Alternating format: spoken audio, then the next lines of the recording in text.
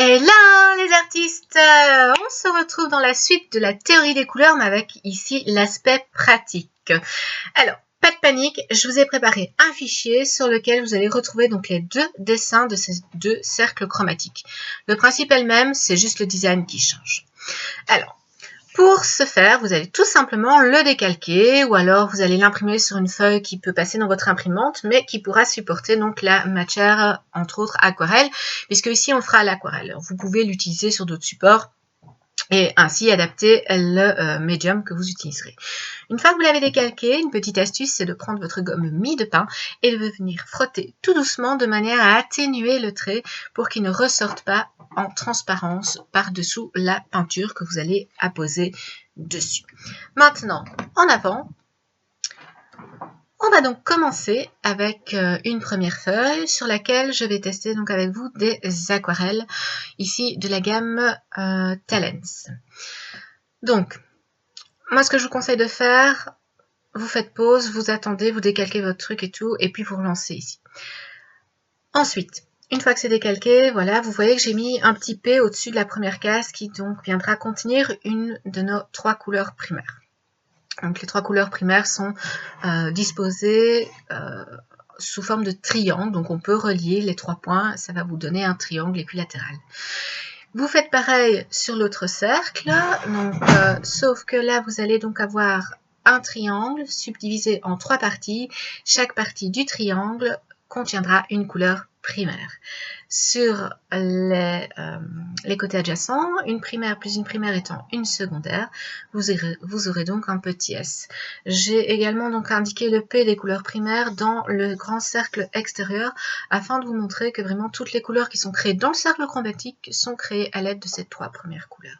Faites attention, en utilisant un feutre, prenez un feutre qui soit waterproof, c'est-à-dire qui ne soit pas diluable, qui ne soit pas soluble à l'eau, qui soit donc constitué d'encre permanente. C'est très important. Autrement, une fois que vous allez passer votre pinceau, si ce n'est pas de l'encre permanente, vous allez tout diluer et votre couleur sera vraiment cracra puisque le noir se diluera avec vos différentes couleurs que vous aurez posées sur votre cercle. Maintenant, on va donc préparer le matériel pour venir remplir nos cercles chromatiques. Avec quoi? Avec les couleurs primaires. Donc, n'oubliez pas d'aller visionner la précédente vidéo si ce n'est pas fait. Je vous rappelle que les couleurs primaires sont le jaune, le bleu et le rouge, qu'il y a plein de subtilités à côté de ça. Mais ici, vous allez voir qu'on va faire une petite sélection. Je vous explique ça tout de suite. Donc, on va utiliser pour le cercle chromatique une petite palette. Donc, cette palette divisée en plusieurs cases, ça va vous permettre de faire vos différents mélanges et de le répartir un petit peu en vous inspirant de la structure du dessin de votre cercle chromatique. Donc, moi, en général, j'aime bien des palettes où le centre s'est divisé en trois. C'est beaucoup plus pratique pour utiliser ce genre de procédé, en particulier avec des élèves qui débutent. Bon, ici, il n'y en avait pas, donc j'en ai pris une qui est divisée en deux, c'est déjà pas plus mal. Faites donc attention de bien répartir vos trois couleurs primaires, une au-dessus, une à droite et une à gauche, en laissant de l'espace entre, de façon à pouvoir venir après réaliser vos mélanges donc, et éclater ces mélanges dans votre palette éventuellement. Alors, l'aspect pratique de la chose maintenant, on va tout simplement aller chercher les aquarelles pour les déposer donc dans notre petite palette. Et voilà, mes petits tubes d'aquarelle, donc ce sont des aquarelles de la gamme Rembrandt ici, mais de la marque Talens. Nous allons ici utiliser le jaune citron pour commencer. Vous verrez qu'il sera donc commun aux deux cercles chromatiques sur cette feuille. Ensuite, au niveau du bleu, nous avons donc du bleu cobalt et du bleu céruléum phthalo. Donc, un sera utilisé pour celui le cercle de gauche et celui de droite. Ensuite, deux rouges différents. Ici, en réalité, il y a trois tubes de rouges différents, mais on en utilisera deux pour cette feuille. Ici, donc, on aura du rouge carmin d'un côté et du rose quinacridone de l'autre. Sur l'autre feuille, on utilisera le cadmium, donc rouge cadmium moyen. Donc, je vous présente ici les trois tubes qui seront utilisés pour le cercle chromatique de gauche. Les trois autres, on les fera ensuite sur celui de droite. Donc celui de gauche, on aura donc le jaune citron, le bleu cobalt et le rouge carmin. Maintenant, on va en mettre un petit peu dans la palette, histoire tout simplement de pouvoir les utiliser. Voilà, donc vous voyez que les couleurs sont réparties sous forme d'un triangle, donc un au sommet et deux sur les côtés, ou plutôt sur les pointes, pour faire la base donc du triangle. On va donc venir remplir chaque case de la couleur primaire qui lui est attribuée. En général, de façon générale, si on lit le cercle chromatique dans le sens des aiguilles d'une horloge, à midi, vous allez avoir donc tout simplement le jaune, vers le bas, vers la droite, vous allez aller vers du rouge, et ensuite à gauche, vous aurez le bleu. Prévoyez un pinceau adapté, pas trop gros, pas trop petit, surtout si vous ne gérez pas encore le pinceau correctement. Prévoyez toujours quelque chose d'assez relativement fin pour ne pas déborder. Prévoyez également un récipient rempli d'eau et un chiffon. Vous allez devoir donc humidifier relativement régulièrement votre pinceau pour imbiber donc la matière aquarelle d'eau, mais également venir essuyer votre pinceau pour ôter l'excédent d'eau et le nettoyer de la couleur. On y va en accéléré pour le remplissage des couleurs primaires. Petite astuce technique, quand vous allez remplir vos cases, en tout cas pour les primaires, commencez le remplissage en traçant avec la peinture donc le bord de la forme à remplir. Ensuite, vous allez étirer la peinture de gauche à droite ou de droite à gauche en fonction du sens dans lequel vous travaillez. Puis vous allez resuperposer mais de haut en bas de manière à avoir une surface relativement uniforme pour la pose des couleurs. Alors, ici, j'ai rajouté un troisième pot, comme ça, un troisième pot d'eau. Ainsi, j'ai un pot d'eau par couleur. Vous verrez que par après, pour le mélange des couleurs primaires entre elles, ça va un petit peu être plus simple, puisque c'est de l'aquarelle. Donc, à chaque fois que vous allez mettre, par exemple, votre pinceau, s'il est imbibé de couleur rouge dans votre eau où il y a du jaune, ça va dénaturer tout et vous allez avoir des mélanges. Et justement, en parlant de mélange, en avant pour les couleurs secondaires. Si vous n'avez pas encore vu ma précédente vidéo, n'hésitez pas à aller la visionner, vous aurez une kyrielle d'informations. Pour rappel, les couleurs secondaires, ce sont deux couleurs primaires mélangées en quantité égale. Après, on va avoir les couleurs tertiaires. Les couleurs tertiaires, c'est quoi? C'est une couleur secondaire dans laquelle on va ajouter en plus grande quantité une de ces deux couleurs primaires qui la constituent.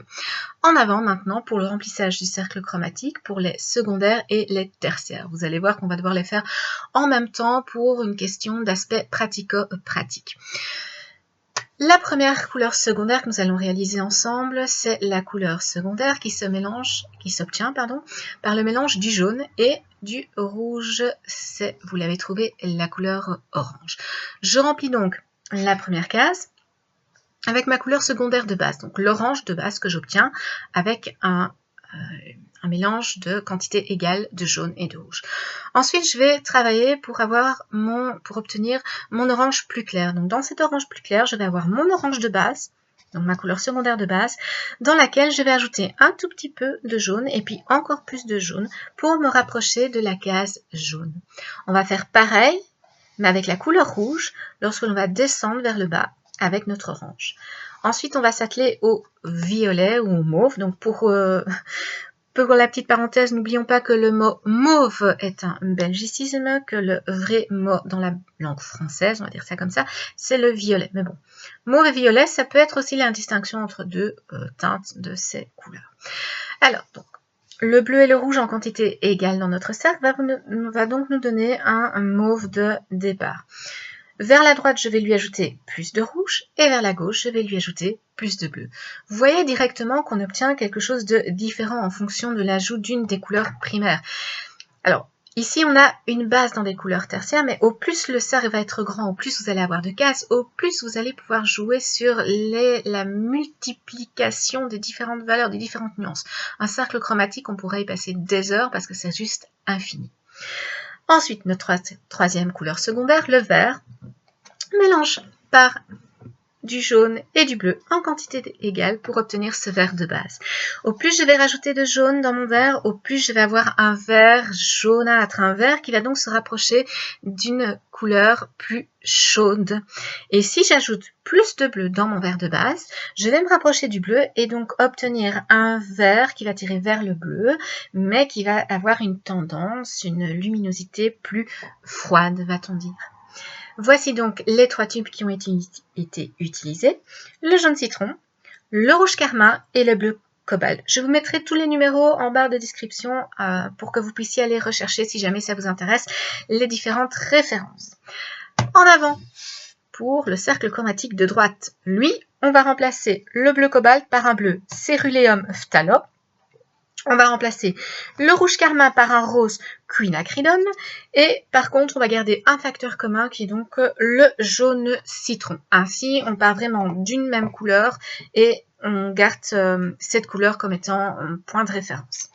En avant, on va mettre nos 3 couleurs primaires pour notre cercle sur notre palette. On répartit donc le tout sur cette palette. Faites bien attention, 3 points de couleur. Sous forme de triangle, ça va vous aider à réaliser vos mélanges juste après. Et ensuite, en avant, tout doucement, progressivement, pour la réalisation, la concrétisation de ce cercle chromatique. Vous allez percevoir donc les différences de façon très directe. Entre la réalisation des 2 cercles chromatiques, n'oubliez pas de changer le contenu de vos pots. Reprenez de l'eau claire, nettoyez bien votre pinceau parce que sinon vous allez avoir une influence qui va se réaliser par rapport au cercle précédent et c'est pas du tout ce qu'on veut pour cet exercice puisqu'on veut pouvoir voir la différence entre ces 3 couleurs primaires. Donc, on a 3 couleurs primaires à gauche, jaune, bleu, rouge, et maintenant à droite, on va avoir 3 autres couleurs primaires, toujours du jaune, du rouge et du bleu, mais pour le bleu et le rouge, 2 noms différents. Donc ici, j'ai réalisé donc le triangle. Vous allez réaliser le triangle principal en répartissant vos 3 couleurs primaires. Et vous allez également répartir donc dans le cercle à l'extérieur, là où il y a d'épée, la position, le remplissage par vos couleurs primaires. Un beau petit aplat. Et là, vous voyez tout de suite qu'on a des couleurs qui se rapprochent de nos fameuses couleurs d'encre. Le fameux citron cyan magenta. Et oui. Donc, c'est vraiment pour vous montrer la différence. Donc, ici, on est dans une couleur pigmentaire, mais qui s'inspire donc de ces fameuses couleurs d'encre d'impression. Une fois que votre triangle du centre est réalisé, que vos 3 couleurs primaires sont également posées dans le cercle extérieur, on va ici commencer par la réalisation de la couleur secondaire du vert. Donc par facilité, j'ai d'abord apposé le jaune dans toutes les cases où il doit y en avoir et ensuite j'ai mélangé donc le bleu en quantité égale dans la case de la secondaire pour obtenir mon vert de base que j'ai ensuite étendu dans la grande case du secondaire. Et puis je suis venue faire les petites variations en ajoutant plus de bleu et plus de jaune en fonction de la case à remplir. On va faire également pareil pour le violet. Donc là, j'ai rempli d'abord le grand triangle avec une quantité bleu et rouge en quantité égale. Et ensuite, j'ai commencé à reproduire donc cette couleur secondaire de base dans le cercle extérieur, dans la case dans laquelle il y a le S. Et puis, donc, j'ai rajouté vers la droite un peu plus de rouge primaire, ici en tout cas le rose quinacridone de son petit nom, et un petit peu plus de bleu vers la gauche, donc le bleu céruléum phtalo, pour obtenir des variations. Ensuite pour l'orange, même procédure, on pose le jaune, on pose le rouge primaire, et puis on va réaliser donc ces petites variations en y ajoutant au plus il va vers le rouge primaire, donc du rouge primaire, et au plus où il va vers le jaune, du jaune primaire. Voilà, donc normalement, vous devez déjà pouvoir percevoir la différence entre le cercle chromatique de gauche et le cercle chromatique de droite. Et qu'est-ce qui se passe? On a 2 rouges différents, on a 2 bleus différents, mais on a quand même un cercle chromatique. Alors, du côté droite et gauche, on a le même jaune primaire. Par contre, à gauche, on a le cobalt, à droite, on a le céruléum phtalo, et puis on a du rouge carmin à gauche et du rose quinacridone à droite. Vous voyez que la au point de vue donc des primaires rouge-bleu qui changent dans le cercle de droite et de gauche, on va obtenir donc des mélanges différents dans les mauves, violets, quelque chose de, je dirais, de plus lumineux, plus éclatant à droite, et quelque chose d'un petit peu moins saturé vers la gauche, mais avec des teintes tout aussi intéressantes. Il en va de même pour votre orange et pour le vert. Donc, ce sont des rouges primaires de noms différents, mais cela reste des rouges primaires. D'accord? Donc ça, soyez-en conscients et conscientes. Pareil pour le bleu, ce sont des bleus de noms différents, avec des pigments de base différents, mais qui restent des bleus primaires, puisque ces bleus, on ne pourra pas les obtenir autrement que par la sortie du tube. Maintenant, on va tester les Daniel Smith. Donc c'est un kit qui vous propose des aquarelles, les aquarelles de Essential 7. Donc moi, c'est un kit qui m'a coûté 30,44 € puisque j'avais droit avec ma carte d'enseignante une réduction. Il vous comptez aux alentours de 35-38 € pour ce kit, dans lequel vous avez 6 couleurs. Donc, on va remplacer le jaune, rouge et bleu donc, de la gamme Talens Rembrandt par ceux de la gamme Daniel Smith sur une autre page. Donc,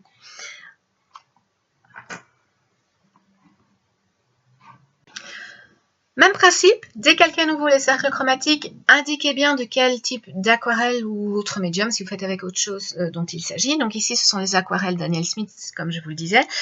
Nous allons utiliser donc les couleurs qui sont contenues dans ce kit, à l'exception du Gum Butte, donc le New Gum Bodge, qui est une couleur orangée. Et donc nous, ce qu'on veut, c'est obtenir l'orange, mais par mélange. Donc dans le kit, vous allez avoir ces 6 tubes de couleurs. Ce sont des petits tubes, donc des tubes de 5 millilitres, pardon. Et vous allez également, donc ici dans ce kit-ci, j'avais un petit autocollant Daniel Smith qui va ornementer une de mes boîtes d'aquarelle. Alors, en avant, je retire les tubes dont je n'ai pas besoin. Le jaune, il va être commun aux deux cercles puisqu'on n'a qu'un tube de jaune. C'est le jaune de Hansa Clair. On va utiliser deux rouges différents pour les deux cercles. D'un côté, on aura donc à droite le Quinacridone rose et à gauche l'écarlate de Pyrrole. Il y en a d'autres. Voilà, moi j'ai sélectionné ces deux-ci pour vraiment avoir une belle comparaison par rapport au cercle qu'on vient de réaliser. Donc encore une fois, le jaune est identique des deux côtés. Donc, on y va. On va faire tout simplement le dépôt des couleurs sur les palettes en triangle. Le principe, vous l'avez compris, pinceau, eau, chiffon, et on va remplir. Et on se retrouve tout de suite après pour constater les différences du cercle. Let's go!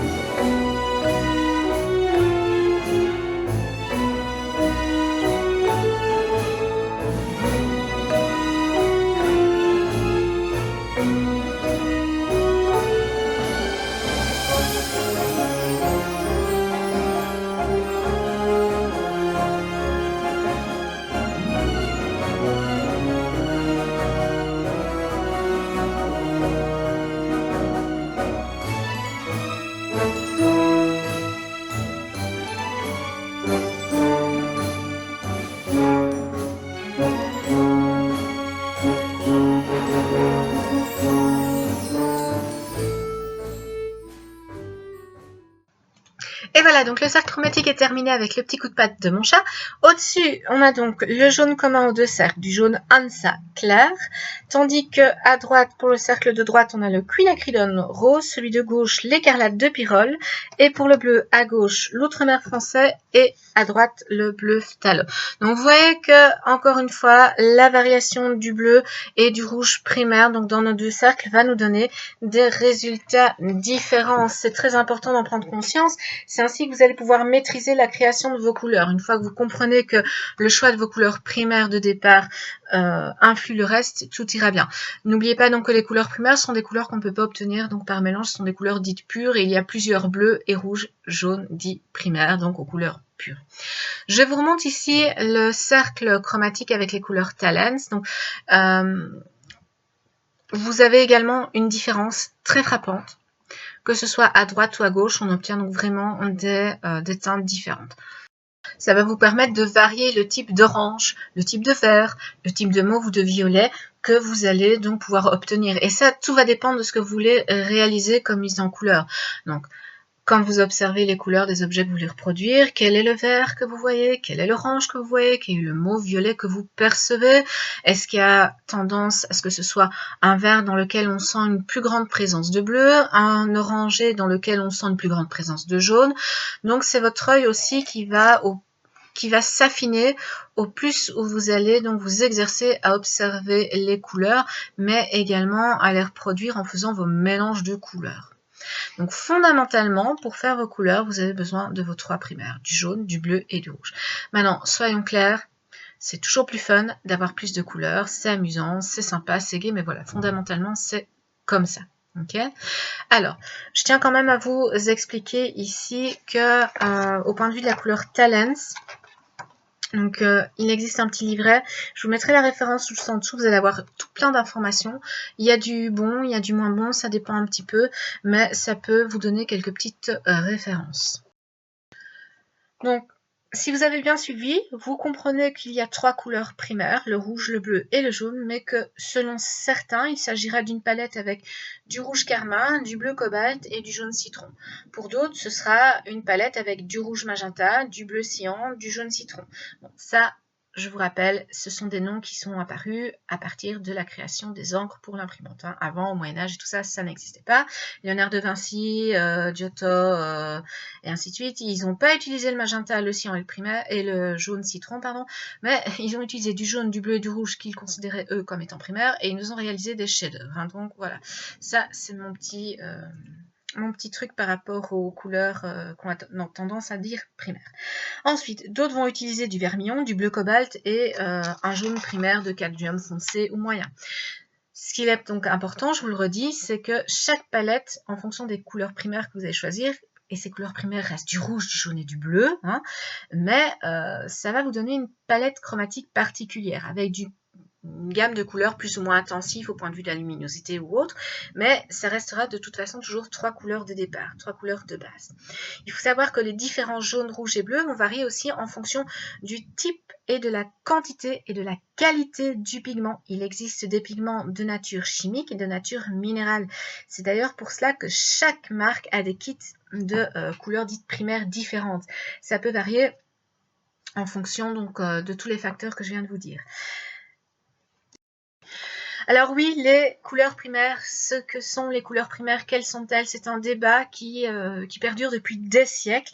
Et donc, en conclusion, c'est à vous de choisir votre palette de base selon les médiums que vous utiliserez et en fonction du résultat que vous voulez obtenir, du type de palette colorée que vous voulez obtenir. Retenez qu'il vous faut 3 primaires. Mélangez 2 par 2 en quantité égale, elles vont vous donner vos secondaires. Ensuite, vous allez mélanger votre secondaire avec une de ces deux primaires en quantité plus grande pour ainsi obtenir une valeur nuance colorée différente. Au plus vous allez varier la quantité d'une de ces deux couleurs primaires, au plus vous allez obtenir une kyrielle de couleurs différentes. Donc vous allez pouvoir vraiment vous créer une palette colorée à l'infini. L'important c'est de tester, d'essayer et de vous amuser. Une autre petite notion que nous allons avoir l'occasion d'aborder avec plus de précision dans une prochaine vidéo concernant enfin la technique d'utilisation des crayons de couleur. C'est tout ce qui concerne les couleurs donc analogues, les couleurs complémentaires et le fait d'avoir des couleurs chaudes et des couleurs froides. Donc les couleurs analogues, ce sont les couleurs qui se situent l'une à côté de l'autre, les couleurs complémentaires, celles qui se situent l'une en face de l'autre, et les couleurs chaudes et les couleurs froides sont celles qui vont vous donner une sensation de chaleur ou de fraîcheur. N'oubliez pas donc, on en a parlé dans la vidéo précédente, je vous rappelle également qu'une couleur chaude avec plus de rouge donc ira effectivement vers quelque chose de plus chaud, mais que le rouge va avoir tendance après à aller vers du mauve ou du violet, une couleur donc constituée plus de bleu. Bien sûr, quand vous allez voir votre cercle chromatique à vous, celui que vous réalisez en peinture, avec un nombre de cases plus limité que le cercle où vous avez vu les couleurs chaudes et les couleurs froides juste avant, vous n'allez pas vraiment déceler la même chose. C'est normal, c'est de la couleur pigmentaire. Dans votre couleur pigmentaire, on va avoir quelque chose d'un petit peu plus séparé au point de vue des couleurs chaudes et des couleurs froides. Quand on va se rapprocher du vert dans lequel on a beaucoup de jaune, on va savoir que c'est une couleur chaude, puisqu'il y a plus de jaune, le jaune étant une couleur chaude. Et quand on va aller dans les violets mauves, on va percevoir que le violet n'est plus très chaud quand il va vraiment être très proche du bleu, puisque le bleu est une couleur froide. Donc voilà, ça c'est vraiment les petites particularités. Au plus vous allez faire de mélange, au plus vous allez percevoir ces différentes petite sensation de chaleur, je dirais. Maintenant, c'est vrai que quand on est aux études, en tout cas moi c'est ce que je fais faire aux élèves, c'est que je fais tracer sur le cercle chromatique une droite qui va diviser donc ce cercle en deux pour avoir une idée globale. Alors, il manque effectivement des couleurs dans ce cercle, mais ça c'est tout simplement parce qu'on n'a pas encore mélangé toutes les couleurs ensemble. Ici on a mélangé primaire avec primaire et puis secondaire avec une en plus en primaire. Il y a d'autres mélanges, mais ça on le verra un petit peu plus tard, une chose à la fois. Donc, cliquez sur je m'abonne, cliquez sur j'aime pour me montrer que vous avez aimé, que vous avez visionné cette vidéo, ça fait toujours plaisir. N'oubliez pas de vous abonner, c'est très important parce que la prochaine vidéo, ce sera enfin la fameuse vidéo concernant la technique des crayons de couleur. Nous verrons ensemble notamment comment réaliser de beaux dégradés, comment bien appliquer les crayons de couleur. Là, vous avez un tout petit extrait, mais ça s'arrêtera à ça pour aujourd'hui. Bon amusement, n'oubliez pas, créez, essayez, testez et faites-vous votre propre idée, votre propre avis concernant les couleurs primaires. Constituez-vous votre propre palette, entraînez-vous. Vous retrouverez donc en lien de description les couleurs que j'ai utilisées, la marque, le nom et les éventuelles références donc numériques. Et je vais également vous mettre quelques liens pour votre information, mais aussi donc le fichier qui reprend donc les cercles chromatiques que vous pourrez décalquer pour vous entraîner, vous exercer. À la prochaine, soyez créatifs, voyez la vie en couleur, amusez-vous et bye bye!